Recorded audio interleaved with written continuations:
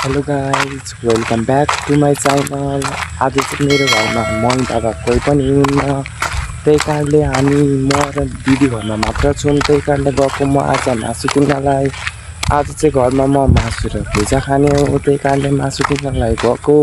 Mummy चाहिँ जानुभएको छ घुम्नलाई बाबासँग उता भनेको कहाँनिर भन्दा एक्ज्याक्ट भनेपछि उर्लाबारीको अगाडि भनेपछि पत्रीको जङ्गल ती जानुभएको छ घुम्नलाई।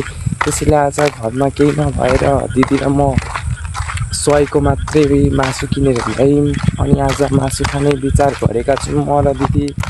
A few moments later. मासुको दोकान पनि आइसकेको छु म।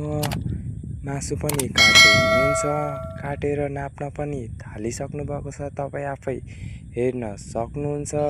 नापी पनि सक्नुभयो, उतारी पनि सक्नुभयो। अब काट्दै हुनुहुन्छ, तपाईँ आफै हेर्न सक्नुहुन्छ। यहाँनिर मासुहरू काटेर रेडी पनि पारिसक्नुभएको छ, प्लास्टिक पनि बाँधिसक्नुभएको छ। तपाईँ हेर्न सक्नुहुन्छ। प्लास्टिकमा हालेर राखिसक्नुभयो। पैसा पनि दिइसकेँ मैले अनि मासु पनि लिइसकेँ मैले। अब चाहिँ म हिँडेको घरतिर। A few minutes later.